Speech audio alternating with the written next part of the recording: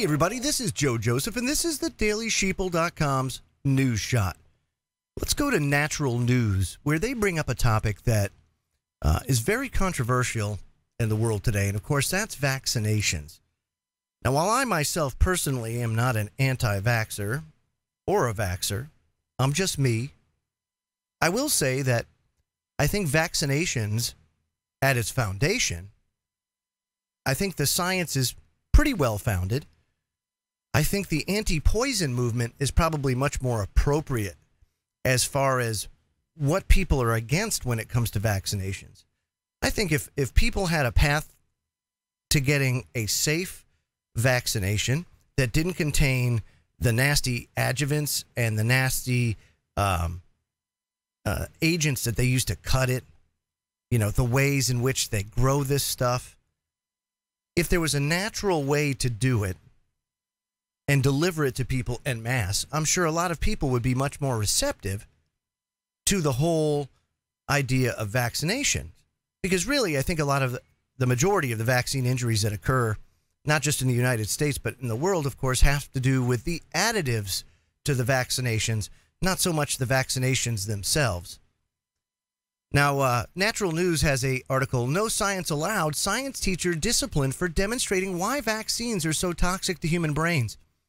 And this is a very, very important thing to understand, is there is a huge push afoot, not just from Big Pharma, but also from the agencies in our society that benefit from vaccinations. One of them being the educational complex.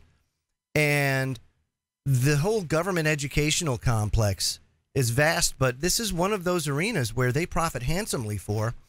And that is through, oftentimes, schools will get kickbacks from Big Pharma if it has to do with, like, say, like an anti-ADD medicine, say like a Ritalin.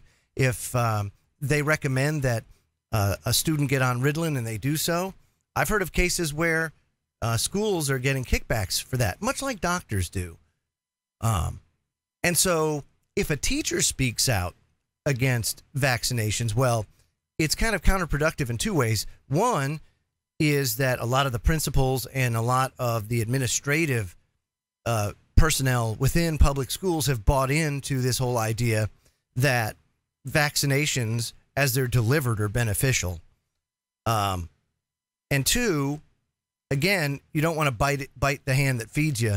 So you don't want anybody kind of threatening their ability to profit from being supportive of Big Pharma. So, of course, Timothy Sullivan, you know, he kind of got the old up the wazoo, if you will, for speaking ill and telling his students about the potential risks. And all he was doing was reading out of the insert of some of this stuff. And he got it from the school nurse. This up in Ontario, Canada. So it's not even in United States, you know. It's also Canadistan. It's the world. But again, I don't think that a lot of people, including myself, would be much more receptive to vaccinations if there weren't all the harmful additives that were involved. You know, but in all honesty, I say, what was wrong with the way I grew up?